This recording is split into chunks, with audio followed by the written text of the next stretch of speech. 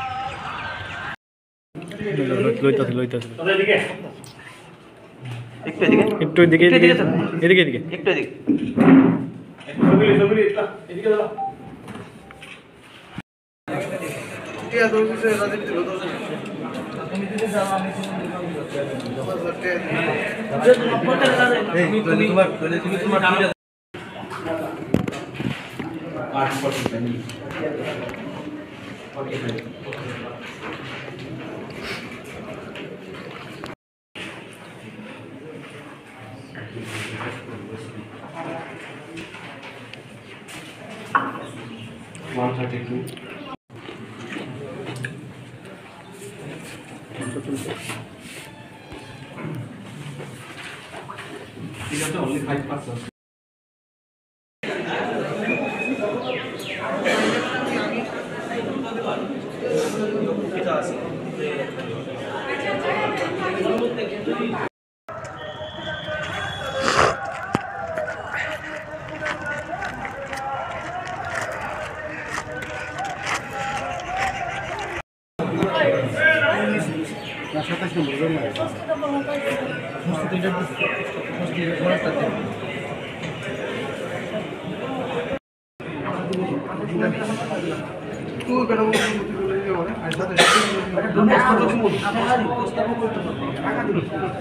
Singgam.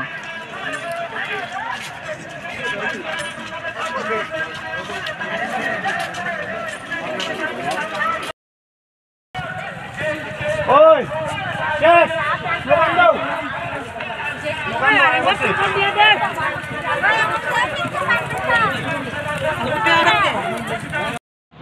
ভালো সর্বত্রই আমাদের ওই আথারমুড়া এবং কৃষ্ণপুর এলাকা বরাবরই বাম সমর্থিত এলাকা।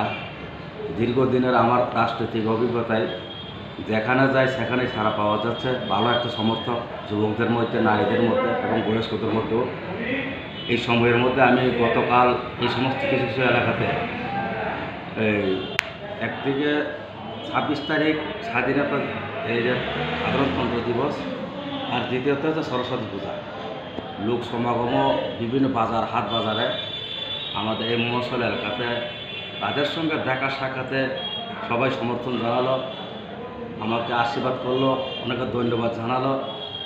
আমার আশা বিশ্বাস এই এলাকার বরাবরই বাম দুর্গ। আমি আশা করি এই 2023-এও আমরা বিপুল ভোটে জয়যুক্ত করার এরকম একটা আশ্বাস এই এলাকার মানুষের কাছে পাওয়া যাচ্ছে। আমার দৃঢ় বিশ্বাস এই সমস্ত এলাকার দীর্ঘদিন বাম দুর্গ এবং মথা যারা সমর্থন হয়ে যারা কাজ করত ইতিমধ্যে যোগাযোগ শুরু করে দিয়েছে। এই সমস্ত এলাকায় আমাদের গ্রাম পাহাড়ে কিছু কিছু এলাকাতে তাদের বৈভীতির ফলে সাধারণ যুবরা এখনও পথে নামেনি। আমি আশা রাখছি এই কিছুদিনের মধ্যে নমিনেশন দেওয়ার পরে একটা চিত্রটা পরিষ্কার হয়ে যাবে, যুবকদের ভালো একটা সমর্থন পাওয়া যাবে। ইতিমধ্যে আমার সঙ্গে প্রচুর যোগাযোগ ফোনের মাধ্যমে এবং সশরীরে এসে আমার বাড়িতে এসে ওরাও যোগাযোগ করছে।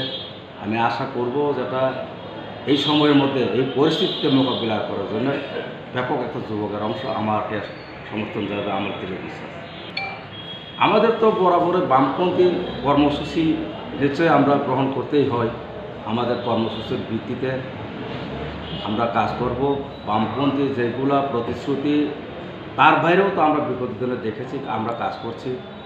বিশেষ করে এই বেকার যুবক তাদের ক্ষেত্রে এই 5টা বছরে প্রত্যেকটা বেকার যুবক তাদের কর্মসংস্থানের কোনো ব্যবস্থা নেই এবং যে সমস্ত আমাদের বিগত 25 বছর বামফ্রন্টের যে উন্নয়নগুলা স্কুল, পানীয় জল, এই জলসেচের ব্যবস্থা, কৃষকদের এই সমস্ত বিভিন্ন বিষয় এইগুলো আমরা প্রতিটি ক্ষেত্রে আমাদের কর্মসূচির ভিত্তিতে সিদ্ধান্তক্রমে এই সমস্ত এলাকাতে কৃষকদের ক্ষেত্রে, জমিয়াদের ক্ষেত্রে, শ্রমিকদের ক্ষেত্রে রাস্তাঘাট, পানীয় জল যেই সমস্ত স্কুলগুলো এখন মেরামত হয়নি, ভাঙ্গা অনেক স্কুলগুলো আছে, এই সমস্ত বিষয়গুলো আমরা দেখে প্রতিটি ক্ষেত্রেই আমরা কাজ করার আমরা এরকম নিশ্চয় আমরা সিদ্ধান্ত করব।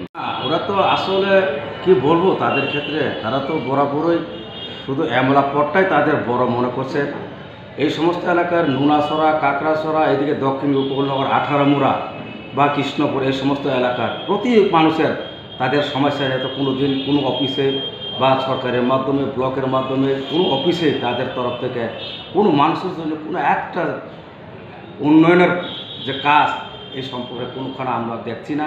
মানুষের প্রতিটি ক্ষেত্রে এই অতুল দেব বর্মার বিরুদ্ধে কথা বলার চেষ্টা করছে, কিন্তু একটাই কারণ তাদের এই যে ইদানিং না এই যে তাদের সরকার আসার পর থেকে যেভাবে সন্ত্রাস, ভয়ভীতি, মানুষ তাদের কাছে তো মুখ খুলে বলে যাচ্ছে না, এটা একটা বিরাট ফ্যাক্টর।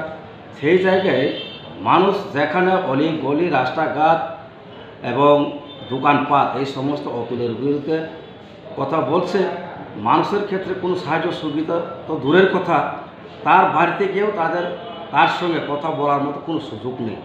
এইরকম একটা মানুষের মধ্যে প্রকাশ্য, কোনো গোপনীয় না, প্রকাশ্য মানুষ বলছে। এটাই মানুষ এখন অতুলকে আর দ্বিতীয়বার এই এলাকার মানুষ আর চাইছে না। এটা আমি বিরোধী বলে এই কথা বলছি না, কারণ সাধারণ মানুষের যে মুখে আমি যা শুনছি তাই এই বক্তব্যটা আমরা পাচ্ছি মানুষের মুখে। এই 100% আমার 37 বছর রাজনৈতিক জীবনের অভিজ্ঞতায়, এই সমস্ত এলাকায় আমার দীর্ঘদিনের কাজের অভিজ্ঞতায় মানুষ যেখানে যাচ্ছে সেখানেই ছাড়া পাওয়া যাচ্ছে। হিন্দু, মুসলিম, এই সমস্ত রিয়া, মলসম, কাইপেল, জমাতিয়া এই সমস্ত লোকের কাছে বরাবরই আমি আমার প্রার্থী হোক না হোক মানুষের জন্য যে কাজ করা, উন্নয়নমুখী যে কাজ করা, সেগুলো তো অনবরতই আমাদের কর্মসূচি আছে, সেটা আমরা করছি, আগামী দিনে করব। এমএলএ হওয়ার, বিধায়ক হওয়ার আমাদের মধ্যে বড় কথা না, মানুষের মধ্যে মৌলিক যে চাহিদা, যে সমস্যা, এইগুলো তো মানুষের কাছে সমাধান কীভাবে করা যায় সেই বিষয়টা আমাদের গুরুত্ব দেওয়া উচিত। আমি মনে করি এই সম্পর্কে বরাবরই আমরা কাজ করছি। আমাদের দল ঐক্যবদ্ধ হয়ে লড়াই করলে এই এলাকায় নিশ্চিত বামপন্থী বিপুল ভোটে জয়যুক্ত করব, এই আমার দৃঢ় বিশ্বাস। এগুলো আসলে কিছু সমসাময়িক তাদের কাজ। দেখুন, নতুন করে তো আর বলার কিছু নেই। এই যে আইপিএফটি দল 5টা বছর যে সরকার ক্ষমতায় ছিল, ওরা মানুষের জন্য তো অনেক কিছু বলার চেষ্টা করেছে, কারণ উন্নয়নমুখী তো মানুষের জন্য কোনো কিছুই করেনি। বর্তমান এই এলাকায় 11 নং কৃষ্ণপুরের একজন এক্সিকিউটিভ মেম্বার কমল কলয়। ওনার সম্পর্কে এই অত্র এলাকার মানুষ সবাই জানেন, উনি স্থানীয় না, এবং মানুষ যে আশা ছিল তার প্রতি নিশ্চয়ই একটা কিছু করবে এরকম একটা আশা ছিল।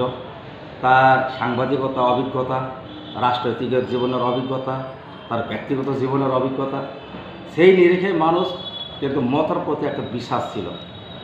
বর্তমান যে অবস্থা দেখা যাচ্ছে, একটা যুবক বিপক অংশ মানুষকে অন্য জায়গায় নেওয়ার জন্য, এই যে কিছুদিন আগে আমরা দেখলাম এই সমস্ত মন্টাং, নিশ্চয়ই আপনারাও জানেন, এই মন্টাং এলাকার যে অবস্থা করলো, প্রচণ্ড এই সম্পর্কে মানুষের মধ্যে একটা চাপা খুব হয়ে গেছে। কারণ এইরকম তো করার কথা ছিল না, মথা এইরকম তো সিদ্ধান্ত হওয়ার কথা ছিল না।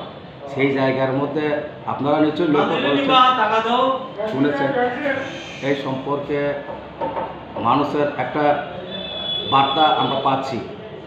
এটা কিন্তু এই দিক থেকে ব্যাপক একটা যুব অংশের মানুষকে এই সমস্ত জায়গায় নেওয়া যাওয়া হচ্ছে।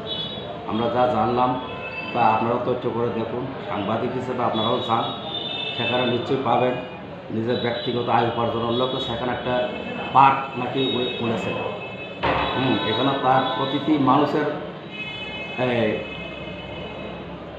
এন্ট্রি ফি হিসাবে 20 টাকা 30 টাকা এইভাবে নেওয়া হচ্ছে। একটা রোজগারের পথ এটা বেছে নিয়েছে। এটা তো আসলে এরকম তো হওয়ার কথা ছিল। মথার তো কী ছিল, তারা তো মানুষের অনেক কিছু চাহিদা আছে, তার চাহিদাগুলো তো মথার মুখে কোনো জিনিস শুনেনি। এবং তাদের এই বক্তব্য আমরা কেন বলতে হয়, এই সমস্ত বিষয় নিয়ে তাদের কোনো মাথা ব্যথা নেই।